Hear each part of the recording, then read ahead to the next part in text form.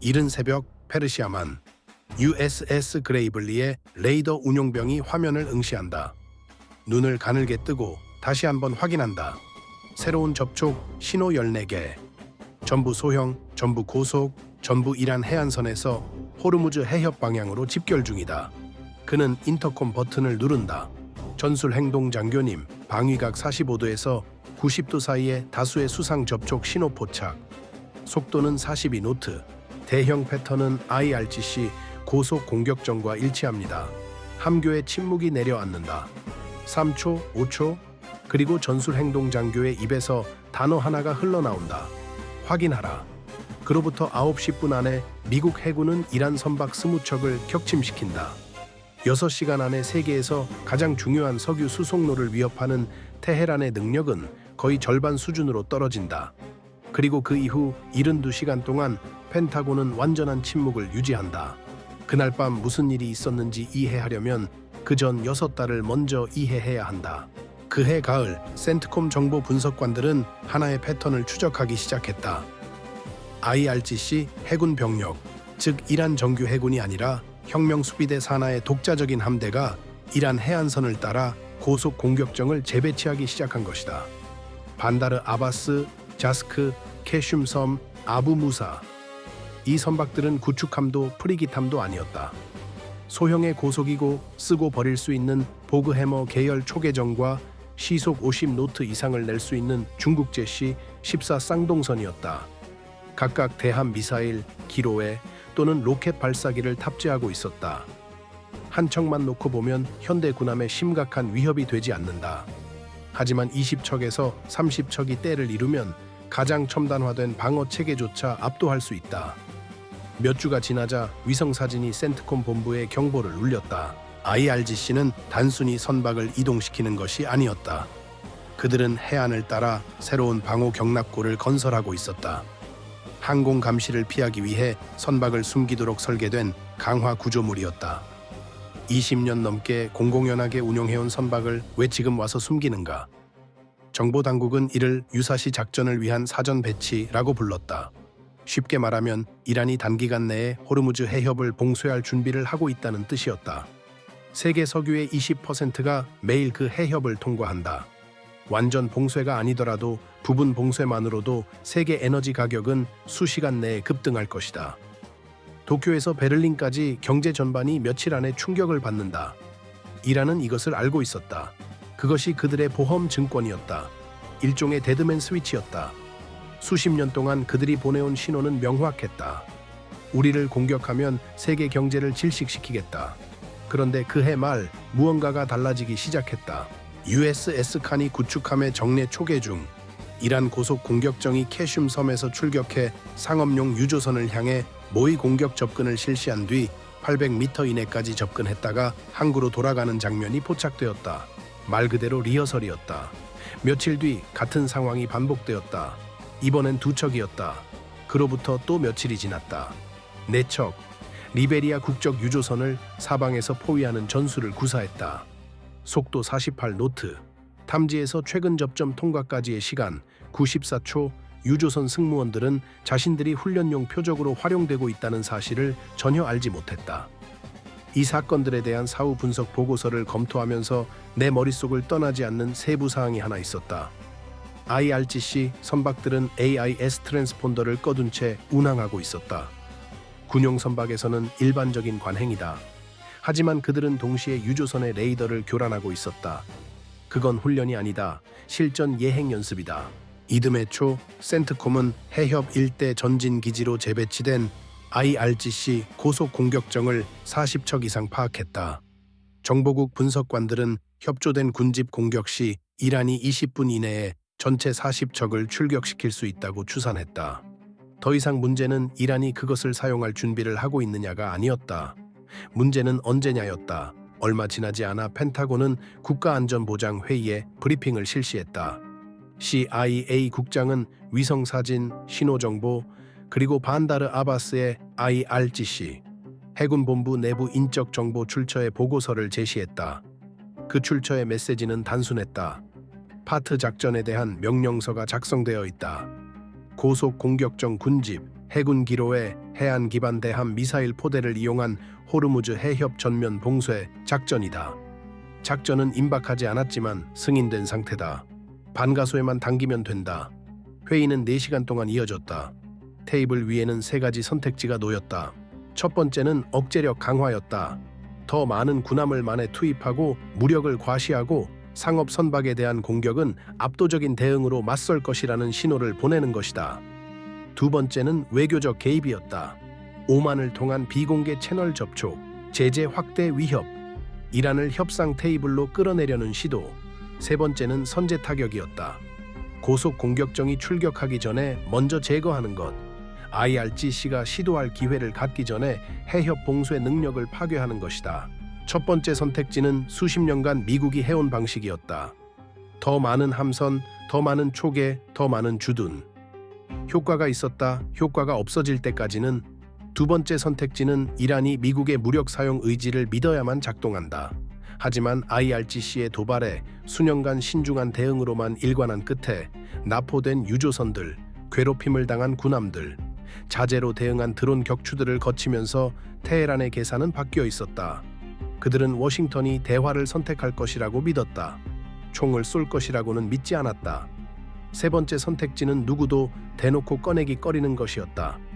활발한 무력 분쟁이 없는 상황에서 주권 국가의 군사력에 대한 선제 타격은 전술적 차원을 훨씬 넘어서는 결과를 초래한다. 외교적 파장, 법적 도전, 전면전의 위험, 논쟁은 비공개 회의실에서 계속되었다. 그동안 IRGC는 계속 훈련했다. 그로부터 몇 주 후 8척의 고속 공격정이 호르무즈 해협 동쪽에서 협조된 훈련을 실시했다. 이번엔 단순한 접근 연습이 아니었다. 그들은 모형 기뢰를 배치하고 있었다. 항로에 해군 기뢰를 설치하는 것을 시뮬레이션하는 부유장치였다. 미 해군 저함대는 위성, 드론, 잠수함 잠망경으로 이 광경을 지켜보았다. 그리고 처음으로 버지니아급 핵잠수함 USS 미네소타가 IRGC 선박들의 음향 신호를 근거리에서 녹음했다. 엔진 소음, 프로펠러 공동 현상, 무선 주파수. 어떤 날씨에서도 낮이든 밤이든 이 선박들을 실시간으로 식별하고 추적하는 데 필요한 모든 것이었다. 이 데이터는 곧바로 센트콤으로 전송되었고 작전 계획을 바꾸어 놓았다. 미 해군은 이제 그 선박들이 어디에 있는지만 아는 게 아니었다. 각각이 어떤 소리를 내는지까지 알았다. 그러던 중 반가소해가 당겨졌다. IRGC 고속 공격정 한 척이 해협을 통과하던 일본 소유의 화학물질 운반선 MV 코랄 스트랜드의 뱃머리 앞에서 12.7mm 기관총으로 경고 사격을 실시했다. 인명 피해도 물적 피해도 없었다. 하지만 메시지는 분명했다. 이란은 리허설에서 실제 행동으로 넘어갈 의지가 있다는 것이었다. 도쿄가 공식 항의를 제기했다. 걸프만 선박의 보험료가 하룻밤 사이에 18% 급등했다. 로이드 오브 런던이 전쟁 위험 권고를 발령했다. 미국은 그 건식 기동 훈련이 처음 포착되었을 때 이미 행동에 나섰어야 했다. 매주 지연될 때마다 IRGC는 진지를 강화하고 전술을 연습하고 자산을 더 분산시킬 시간을 벌었다. 전략적 인내란 상대방이 전속력으로 달리고 있을 때 마냥 기다리는 것이 아니다. 며칠 후 대통령은 센트콤의 작전 세르베루스 게이트 실행을 승인했다. 이란 해안선을 따라 IRGC 해군의 고속 공격정과 지원 시설에 대한 선제 타격이었다. 파트 작전이 전개되기 전에 함대를 먼저 파괴하는 것이 목표였다. 작전은 최고 등급의 기밀로 분류되었다. 미국 정부 전체에서 이 작전의 존재를 아는 사람은 60명도 되지 않았다. 달이 없는 밤 최대한의 어둠을 이용하기로 했다. 실행까지 열하루, 센트콤이 타격 패키지를 구성했다. 항모강습단은 USS 해리 S. 트루먼이 이끌었으며 이 함에는 FA-18 EF 슈퍼 호넷 44대, EA-18G 그라울러 전자정이 5대, EED 호크아이 조기 경보기가 탑재되어 있었다. 구축함전대는 알레이버크급 유도미사일 구축함 4척으로 구성되었다. USS 그레이블리, USS 제이슨 던햄, USS 니체, 그리고 각 함은 최대 96개의 수직 발사 셀의 SM-6 방공 미사일, 토마호크 순항 미사일, ESSM 포인트 디펜스 요격 미사일을 탑재했다. 수면 아래에는 버지니아급 공격 잠수함, USS 미네소타와 USS 노스캐롤라이나가 있었고 두 함을 합쳐 토마호크 미사일 24발을 추가로 탑재했다. 계획은 3단계로 구성되었다. 1단계 전자 억제. 이 A-18G 그라울러가 이란의 해안 레이더와 통신망을 교란해 해안 기반 대함 미사일 포대를 눈멀게 만든다. 2단계 토마호크 타격, 잠수함과 구축함이 방호 경납고 연료 저장 시설, 지휘 통제 시설에 순항 미사일을 발사한다. 3단계 수상 교전. 슈퍼 호넷과 구축함 한 포가 살아남은 시설에서 출격을 시도하는 RGC 선박을 제거한다. 목표는 명확했다. 하룻밤 만에 호르무즈 해협의 이란 고속 공격적 능력을 완전히 소멸시키는 것이다. 실행 나흘 전 문제가 발생했다. NSA 감청 결과 IRGC가 불규칙한 일정으로 선박을 경납고 사이에 순환 배치하기 시작했다는 사실이 드러났다. 센트콤이 구축한 표적 데이터가 부분적으로 구식이 되어버렸다. 확인된 12개의 경납고 중 3곳이 타격 당일 밤에 비어있을 가능성이 있었다. 작전 기획자들은 선택에 직면했다. 표적 데이터를 다시 구축하기 위해 작전을 연기하든지 아니면 일부 선박이 첫 번째 파도에서 살아남을 수 있다는 위험을 감수하든지. 그들은 위험을 감수하기로 했다. 지연은 곧 IRGC에게 더 많은 훈련 시간을, 작전이 누설될 가능성을, 자산을 더 분산시킬 기회를 의미했다. 타격은 예정대로 진행되었다. 작전 전날 밤 자정이 가까워진 시각, USS 해리 S 트루먼이 해협 남쪽 5만만 내 발진 위치에 진입했다. 항모는 완전 전파 통제 상태를 유지하고 있었다. 레이더도 무선도 없었다. 이란의 감시망에서 사실상 투명한 존재였다. 구축함들은 50 해리에 걸친 선형 대형으로 페르시아만 중앙에 배치되었다. 이란 해안선에 충분히 가까워 5인치 함포로 가장 근접한 경납고의 포격이 가능했다. 이란 해안 레이더에 충분히 포착될 만큼 가까웠다. 이것은 의도적이었다. 구축함들은 미끼였다. 센트콤은 IRGC의 시선을 구축함으로 끌어당기고 싶었다. IRGC가 수상 위협에 주의를 집중하는 동안 첫 번째 실질적인 타격은 그들이 주시하지 않는 방향, 즉 수면 아래와 하늘에서 날아올 것이었다. 새벽 1시 그라울러 4대가 트루먼의 갑판에서 발진했다. 고도 12,000m까지 상승한 뒤 이란 해안 방향으로 선회했다. ILQ-249 차세대 제머포드가 전자기 스펙트럼 전반에 걸쳐 신호를 방사하기 시작했다. 미국 구축함들을 추적하고 있던 이란 해안 감시 레이더들이 유령을 보기 시작했다. 가짜 반응 신호, 허위 접촉 표시들이었다. 12분 안에 해안을 따라 설치된 이란 레이더 기지 3곳이 완전히 오프라인 상태가 되었다. 운용 요원들은 기술적 결함으로 판단하고 재부팅 절차를 시작했다. 그들은 제때 끝내지 못할 것이었다. 새벽 1시 15분 USS 미네소타가 첫 번째 토마호크를 발사했다. 이어서 USS 노스캐롤라이나, 그 다음 수상에서 USS 그레이블리와 USS 나이체, 6분의 창안에 토마호크 순항 미사일 47발이 발사되었다. 블록 V 개량형이었다. 속도 500노트, 해면에서 15m 고도를 유지하며 비행했다. 표적까지의 비행 시간은 최소 9분에서 최대 14분이었다. 첫 미사일들이 새벽 1시 26분에 명중했다. 반다르 아바스 해군 별관, 방호 경납고 3동이 붕괴되었다. 연료와 탄약 저장소의 유폭이 해안선을 밝혔다. 폭발은 20 해리 밖에서도 보였다. 자스크 전진기지, 경납고 2동 파괴. 그중 한 동은 텅 비어 있었다. 48시간 전에 선박들이 이동한 것이었다. 이후 몇 주간 논쟁의 대상이 될 정보 공백이었다. 캐슘섬, 토마호크 4발이 IRGC 경납고를 동시에 타격했다. 90초 후 촬영된 위성 사진에는 계류된 채 불타고 있는 고속 공격정 7척이 찍혀 있었다. 아부 무사섬, 미사일 2발이 은폐된 미사일 저장 시설을 타격했다. 시설 내에는 사거리 75 해리의 중국 제시 80 이 대함 미사일이 보관되어 있었다. 유폭은 11분 동안 계속되었다. 새벽 1시 30분 IRGC가 상황을 파악했다. 이란군 주파수에 비상통신이 쏟아졌다. 살아남은 모든 고속 공격정에 명령이 내려갔다. 즉시 출격하라. 사정거리 내 모든 미국 선박을 공격하라. 이것은 센트콤이 예상한 바로 그 반응이었다. 그리고 슈퍼 호넷들이 기다리고 있던 상황이었다. 새벽 1시 34분 라라크 섬의 살아남은 계류 시설에서 처음으로 IRGC 선박들이 모습을 드러냈다. C-14 쌍동선 세척이 등화를 끈 채 최대 속도로 가속하고 있었다. 승무원들은 전투가 기다리고 있다는 것을 알고 있었다. 그들은 위에서 무엇이 기다리는지 몰랐다. 레이븐 01과 레이븐 02 두 대의 FA-18, 이 슈퍼 호넷이 18 해리 거리에서 적외선 센서로 선박들을 포착했다. 각 조종사는 AGM-154 합동원 거리 공격 무기 4발을 탑재하고 있었다. 사거리 24km의 적외선 유도 장치를 갖춘 활공 폭탄이었다. 레이븐 01이 2발을 투하했다. 레이븐 02가 1발을 투하했다. 선박들은 그것이 오는 것을 보지 못했다. 3발 세척 격침, 탐지에서 파괴까지 경과 시간 41초. 그날 밤 IRGC 선박들의 함장이었다면 어땠을까?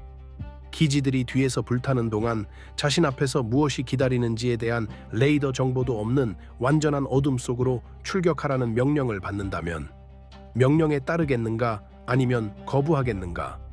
그날 밤 IRGC 승무원 16팀이 명령에 따랐다. 그들 모두 자신들의 선박을 잃었다.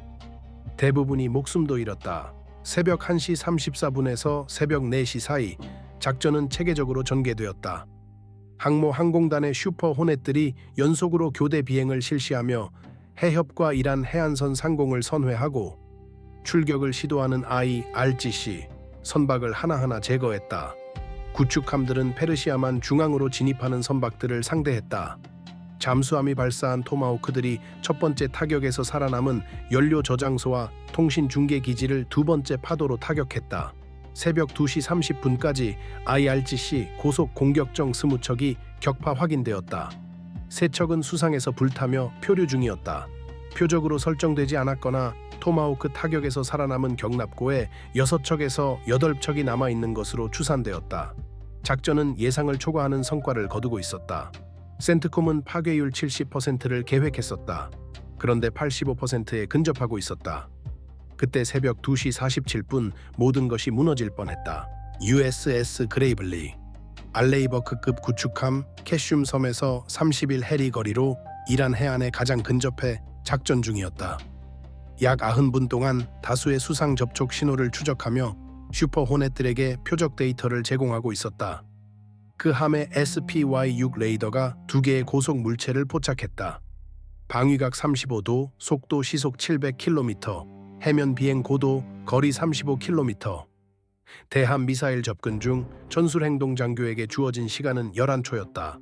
이지스 시스템이 교전 결정을 요구하기 전에 위협을 분류해야 했다. 속도 일정, 거리 감소 중인 대함 미사일 2발, 비행 특성 C-80 이 계열과 일치. 적대 세력으로 평가, 무장 해제, C-80E. 이란이 10년 이상 해안을 따라 배치해온 중국제 대함 미사일. 사거리 75 해리, 탄두 고폭약 165kg, 말단 속도 마하 0.9. 이 무기는 2006년 이스라엘 해군 코르벳함 INS 하니트를 타격한 바 있었다. 현대 전함 한 척이 거의 침몰할 뻔했다. 지금 그 무기 2발이 그레이블리를 향해 날아오고 있었다. SM-6으로 교전하라. 전방 수직 발사 셀에서 화염이 솟구쳤다. SM-6 블록 IA 미사일 2발이 마하 3.5의 속도로 접근하는 표적을 향해 날아갔다. 첫 번째 SM-6이 선두 C-80 117 해리 거리에서 요격했다. 탄두가 폭발했다. 파편들이 환한 섬광과 함께 걸프만 전역으로 흩어졌다. 그 섬광은 그레이블리 함교에서 육안으로 보였다. 두 번째 C-802가 기동했다. 레이더 추적을 벗어나기 위해 설계된 미리 프로그래밍된 회피 기동 수평 이탈이었다. 이를 추적하던 SM-6이 경로를 수정했지만 여유가 거의 없었다. 요격에 실패했다. 미사일은 C-802의 새로운 비행 경로를 40m 빗나갔다. 그레이블리까지 거리 7km, 충돌까지 16초. 펠링스 근접방어 무기 체계가 자동으로 가동되었다. 블록 1B 근접방어 시스템, 분당 4,500발을 발사할 수 있는 6총신 20mm 게틀링 기관포. 레이더가 표적을 잡았다. 포열이 방향을 틀었다. 이 시스템은 바로 이런 상황을 위해 설계되었다. 다른 모든 것이 막지 못한 미사일에 대한 최후의 방어선이었다. 펠링스가 1200m 거리에서 포문을 열었다. 약 225발의 텅스텐 관통탄을 발사한 3초짜리 점사가 C-802의 유도 장치를 박살냈다. 탄두가 폭발했다. 함선에서 1200m 떨어진 거리에서 터진 근접 폭발이 해면에 파편을 뿌렸다. 압력파가 그레이블리의 상부 구조물을 강타했다. 우현 함교 창문이 산산조각 났다. 갑판 위에 있던 수병 2명이 비산 파편에 경상을 입었다. 함의 SLQ-30이 전자전 장비가 근접 폭발의 전자기 펄스로 일시적으로 과부하 상태에 빠졌다. 피해 평가에서 내 머릿속을 떠나지 않는 세부 사항이 하나 있었다. 가장 가까운 파편 충격 흔적이 함교 7m 위 전방 마스트에 박혀 있었다. 만약 그 C-802가 50m 더 가까이서 폭발했다면 그레이블리의 전투정보실에 직격탄을 맞았을 것이다. 마하 0.9에서 50m, 그것은 1초의 10분의 1도 되지 않는 시간이다. 함장 레베카 토레스 중령이 결정을 내렸다. 임무를 계속한다. 손상 통제팀이 함교의 파편 잔해를 치웠다. SLQ-32가 재부팅되었다. 14분 안에 그레이블리는 작전 위치로 복귀해 새로운 접촉 신호를 추적하고 있었다. 파손된 함선, 깨진 창문, 부상당한 승무원을 이끌고 전투에 남겠다는 그 결정은 이후 이 작전의 결정적 순간으로 기록되었다. 하지만 해군 지휘부 내에서 격렬한 논쟁도 불러일으켰다. 그것은 용기였는가 아니면 무모함이었는가? 만약 두 번째 미사일 사격이 이어졌다면 전자전 능력이 저하된 그레이블리가 과연 제때 탐지할 수 있었을지는 알 수 없다.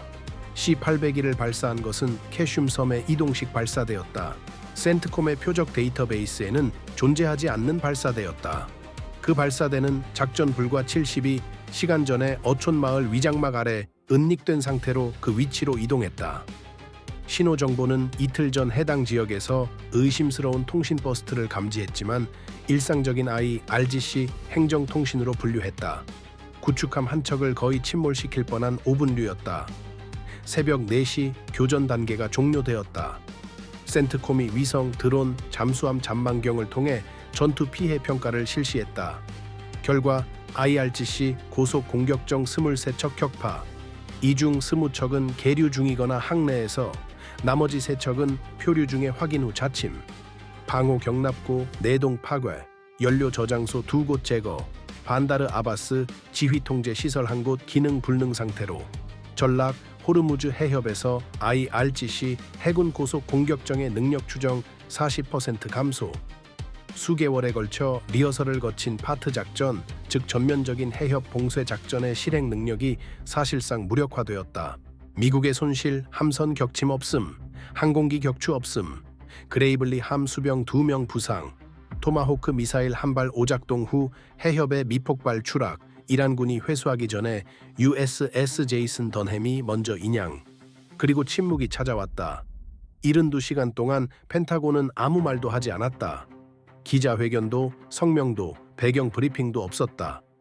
평소 같으면 줄줄 새어나가던 채널들이 고요해졌다. 하지만 세계는 알아차렸다. 걸프만의 상업 선박들이 거대한 잔해 더미를 목격했다고 보고했다. 유조선 승무원들이 이란 해안을 따라 불타는 잔해를 촬영했다. 이란 국영 매체는 파괴된 시설 영상을 내보내면서 처음에는 산업사고 탓으로 돌렸다. 다음 날까지 지구상의 모든 해군 정보 기관이 분주하게 움직이고 있었다. 영국 해군이 HMS 다이아몬드를 해협으로 파견했다. 명목은 정례 초계였지만 실상은 정보 수집이었다. 프랑스 해군이 감시기의 경로를 변경했다. 중국 인민해방군 해군은 지부티 기지에서 815형 정보함을 파견했다. 무언가 일어났다는 것은 모두가 알았다. 정확히 무슨 일이었는지는 아무도 확인할 수 없었다. 그 이튿날 오전 국방부 장관이 기자회견을 열었다. 미군이 항행의 자유와 국제 통상에 임박한 위협을 제기한 IRGC 해군 자산에 대해 방어 작전을 실시했다고 확인했다. 작전 세부 사항도 사상자 수도 타임라인도 없었다. 3개의 질문을 받고 단상을 떠났다. 전술적 실행은 교과서적이었다. 하지만 더 흥미로운 것은 의도적인 72시간의 침묵이었다. 위성사진과 소셜미디어가 어떤 공보실보다 빠르게 움직이는 시대에 펜타곤은 아무 말도 하지 않기로 선택하고 혼란이 그 공백을 채우도록 내버려뒀다. 이란은 선전적 승리를 주장할 수 없었다. 자신들이 정확히 무엇을 잃었는지 파악조차 하지 못했기 때문이다. 테헤란이 정확한 전모를 파악했을 때쯤 워싱턴은 이미 국제적으로 이 사건이 어떻게 받아들여질지 이야기의 틀을 만들어 놓은 뒤였다. 외교적 파장은 예측 가능한 각본을 따랐다. 중국이 타격을 위험한 확전 행위로 규탄하고 유엔 안전보장이사회 긴급회의를 요구했다. 러시아가 국제조사를 요구하는 테헤란의 입장을 지지했다. 하지만 비공개 석상에서 베이징도 모스크바도 이란이 필요로 하는 한 가지, 즉 군사적 보장을 제공하지 않았다. 이란의 대응은 절제되어 있었다. IRGC 지도부가 신성한 복수를 선언했지만 즉각적인 군사 행동은 취하지 않았다. 대신 대리 네트워크를 가동했다. 예멘의 후티 세력이 홍해에서 상업 선박에 대한 공격을 늘렸다. 헤즈볼라가 이스라엘 북부에 로켓 공격을 실시했다. 이라크 민병대가 시리아와 이라크의 미군 기지에 드론을 발사했다. 비대칭 대응, 이란의 고전적인 전략이었다. 주먹을 직접 칠 수 없을 때는 손가락을 친다. 의회가 브리핑을 요구했다. 상원 군사위원회가 비공개 청문회를 열었다. 일부 의원들은 미군 병력이나 시민에 대한 실제 무력 공격이 없는 상황에서의 선제 타격에 대한 법적 권한에 의문을 제기했다. 행정부는 해당 무력 사용 권한과 최고 사령관 권한을 근거로 제시했다. 법적 논쟁은 지금도 진행 중이다. 작전 차원에서 해군은 이 경험에서 세 가지 교훈을 얻었다. 첫 번째, 이동식 해안 미사일 발사대는 연안 환경에서 가장 위험한 위협이다. 그레이블리를 거의 타격할 뻔한 C-80, 이는 타격 불과 72시간 전에 정보 데이터베이스에 없던 발사대에서 날아왔다. 센트콤은 이후 이란 해안선에 대한 정보감시 정찰 범위를 2배로 확대해 4시간마다 갱신되는 지속적인 드론 감시를 실시하고 있다. 두 번째, 펠링스-C IWS가 그레이블리를 구했지만 발동거리가 결코 필요해서는 안 되는 수준이었다. 두 번째 C-802에 대한 SM-6 실패는 조사 중이다. 예비 분석에 따르면 미사일의 회피 기동이 SM-6의 말단 기동에 대한 최소 교전 범위 이내에서 이루어졌을 가능성이 있다. 소프트웨어 업데이트가 개발 중이다. 세 번째, IRGC의 고속 공격정 함대는 수십 년간 알려진 위협이었다. 미국은 그것을 상대로 수백 번의 워게임을 실시했다. 하지만 워게임은 항상 이란이 먼저 공격하고 미국이 대응하는 반응형 시나리오를 전제로 했다. 함대가 출격하기 전에 먼저 공격하는 선제 타격을 진지하게 계획한 사람은 아무도 없었다. 세르베루스 게이트 작전이 그 전략 교범을 다시 썼다. 이란은 이미 전력 재건에 착수했다. 작전 이후 수주가 지난 위성 사진에는 반다르 아바스와 자스크의 새로운 공사가 포착되어 있었다. 중국 화물선들이 반다르 아바스에서 상자에 포장된 장비를 내리는 것이 촬영되었다. 아마도 대체 C-14 쌍동선이나 그 부품들일 것이다. 지금 해협은 고요하다. 선박이 자유롭게 통행한다. 보험료가 떨어졌다. 석유 시장은 펜타곤의 확인 발표 이후 일주일 안에 안정을 되찾았다. 하지만 고요함이 안전과 같은 것은 아니다. 이란의 해안 기반 대함 미사일 포대는 건재하다. 해군 기로에도 있다.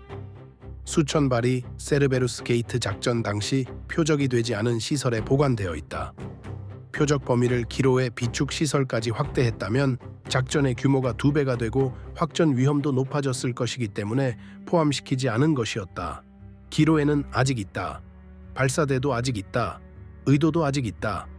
토레스 함장은 그레이블리 함에서의 행동으로 해군 십자훈장을 받았다. 부상을 입은 수병 2명은 일주일 안에 복귀했다.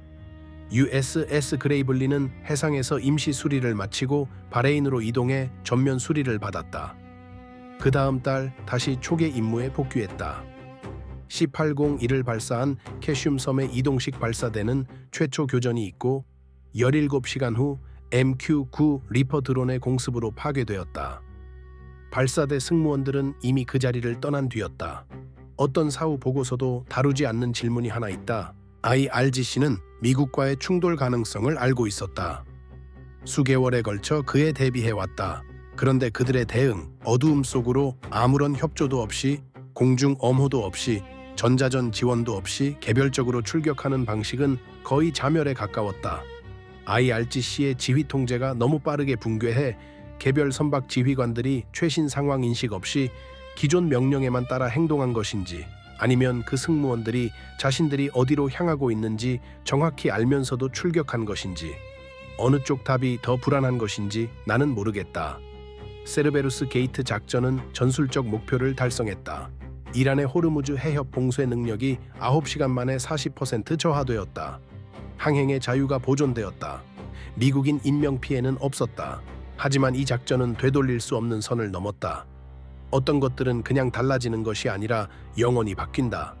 그날 이후로 한 가지가 바뀌었다. 테헤란은 이미 자산을 분산시키고 경납고를 강화하고 중국과 러시아로부터 새로운 무기를 들여오며 적응하고 있다. 해협의 가장 좁은 지점 너비는 27km다.